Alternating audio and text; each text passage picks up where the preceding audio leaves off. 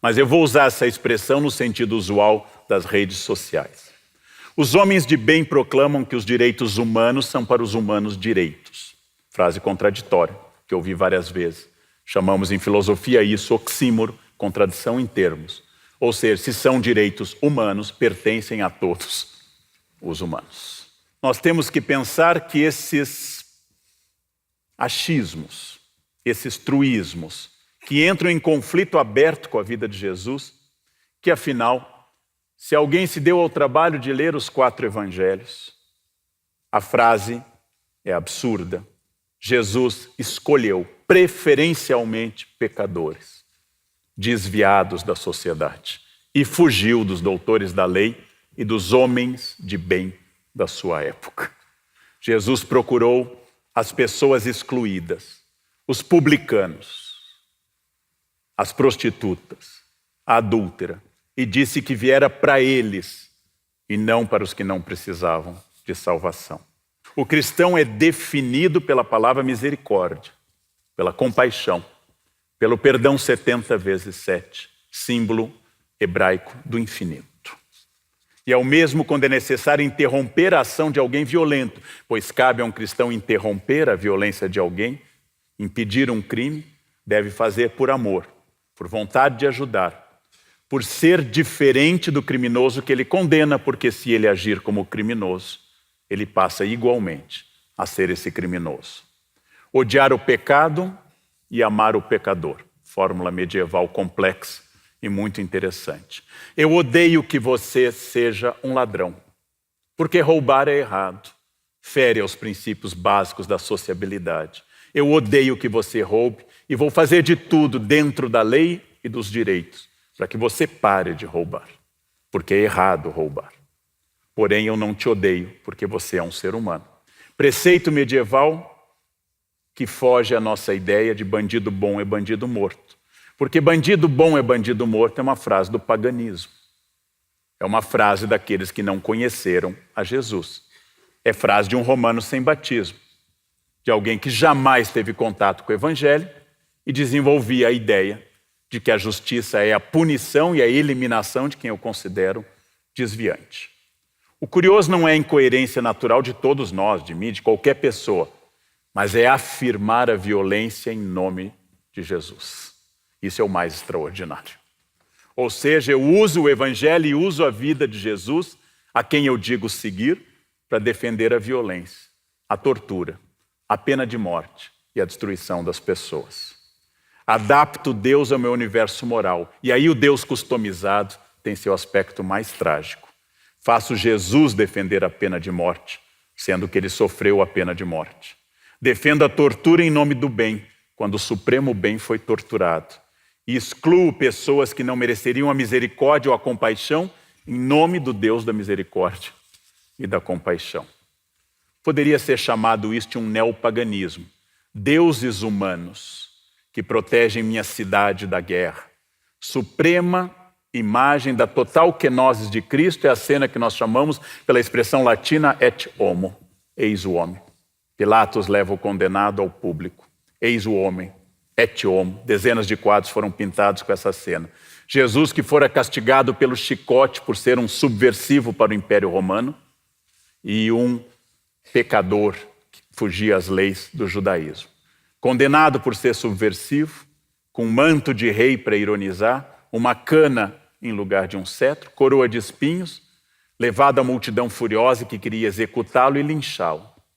E ao ser consultado, no primeiro plebiscito narrado do Novo Testamento, preferiu Barrabás a Jesus. Começa assim a história da paixão. Os homens de bem que ali estavam, oficiais fariseus, saduceus, os doutores da lei que frequentavam o templo diariamente batiam no peito e diziam: Senhor, Senhor, Adonai, Adonai. Esses homens condenaram à morte como a um criminoso. Horas depois, Jesus daria mais uma lição, fazendo a primeira canonização da história, dizendo ao bom ladrão: ainda hoje estarás comigo no paraíso. Não disse sequer isso a sua mãe ou ao apóstolo João, mas de novo preferiu um ladrão De novo, preferiu um ladrão crucificado ao seu lado, porque se arrependera, porque voltar atrás, porque tomou a misericórdia e o arrependimento. Os apóstolos entenderam, depois de muito custo, a mensagem. Um cristão não julga, não faz acepção de pessoas, não condena outro ser humano, porque esse é um atributo exclusivo do divino, nunca de um ser humano. Quem te instituiu o juiz do teu irmão? Eu tenho que perdoar as ofensas, porque é a condição para que Deus me perdoe. Tomemos um exemplo do Atos dos Apóstolos. O apóstolo Filipe batiza um eunuco. Imagina o apóstolo Filipe no século 21 em redes sociais, dizendo ao eunuco como um homem de bem transformado: você não pode ser batizado porque só existem homens e mulheres, você é um anormal, você tem disforia de gênero, você teve uma automutilação, você é um monstro e você vai destruir a família. É uma regra incompreensível, mas parece que é assim. Meu casamento acabou, não posso mais criar os meus filhos porque existe disforia de gênero.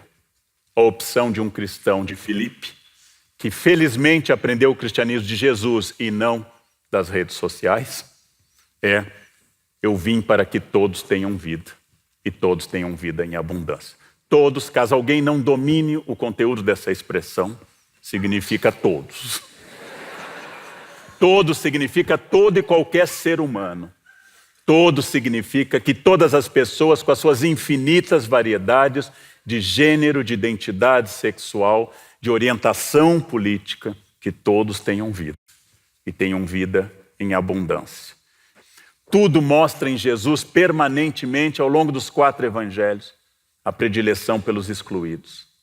Quem é o que olha para o outro? Não é o judeu, o povo eleito, não é o povo do livro, não é o povo a quem Deus revelou, mas Jesus diz: é o samaritano, aquele que não tem identidade judaica. Aquele que olha para o outro, esse entendeu o reino de Deus, não aquele que frequenta o templo, diríamos hoje, a igreja. São os homens que batiam no peito e se inflamavam de orgulho por serem justos e honestos e normais, que Jesus condenou mais ativamente. Logo, não precisa ser um teólogo ou um tradutor de grego bíblico, não precisa ser um profundo estudioso, porque o texto do Evangelho se abre à compreensão também do simples, para entender que não é possível ser cristão e ser racista. Não é possível ser misógino e ser cristão. Não é possível manifestar preconceito com mulheres, com negros ou com gays e continuar se intitulando cristão. Não é possível cultivar o preconceito e dizer que é em nome de Deus. Não é possível pregar o ódio e se considerar cristão. Mas é plenamente possível ser pecador e ser cristão. É plenamente possível ser pecador e arrepender-se, ser perfectível e não perfeito, ser solidário com o imigrante, o excluído, os que habitam as margens da humanidade e tentam superar seus próprios defeitos. E os doutores da lei? E os que batem no peito por serem corretos e justos e seguem todas as regras, estes serão precedidos pelas prostitutas no reino dos céus. Profecia de Jesus. Exatamente aquele homem de bem que vira o rosto na cidade para as prostitutas ficará atrás delas. Conclusão da parábola do filho pródigo extraordinário no Evangelho de Lucas. Não foi o filho que ficou em casa cumprindo as normas. Não foi o filho de bem que manifestou inveja ao final. Não foi o que frequentava a casa do pai e era honesto e trabalhador. Foi o pecador que retornou que causou a festa. O filho dito bom é ressentido, amargo na virtude, voltado a um sentimento de fazer o bem apenas para agradar e não porque é bom, apenas para mostrar e apenas para publicar. Hoje fui à missa, kkkk. Esse é o filho que ficou. O filho pródigo, o pecador que gastou os bens do pai, teve festa. O filho de bem, uma recriminação. Se eu fosse religioso, e eu não sou, como é sabido, se eu achasse que existe o demônio, e eu não acho, e se houve algum, fugiu, temeroso da concorrência humana. Se eu fosse religioso, eu haveria uma lógica a desenvolver. Quem seria o ser que eu, demônio, procuraria para abalar os alicerces da Boa Nova? Quem eu procuraria para destruir a obra de Deus? O dano do corrupto é imenso.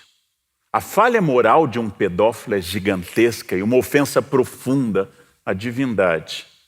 Mas esses pecadores causam a exaltação da virtude. Diante de um ser maldoso a ponto de prejudicar uma criança, as pessoas de bem se horrorizam. No fundo, esse pecador terrível, e continua sendo terrível, reforça a virtude nas pessoas, exatamente com o seu erro. Não seria ele que eu procuraria. Eu procuraria o homem de bem, o fariseu batizado. Porque os pecadores declarados provocam reações morais e desejo de virtude ao mostrarem seus caráteres hediondos. O homem de bem, que proclama em nome de Deus, que é eleito e amado pelo Criador, é esse que destrói a mensagem cristã. Se existe um demônio inimigo do plano divino, ele estaria ao lado daquele que em nome de Jesus fica rico, em nome de Jesus incita o ódio, e em nome de Jesus defende a tortura. Este é o verdadeiro filho do demônio, é o verdadeiro mal. É esse que destrói a obra de Deus e não o pecador.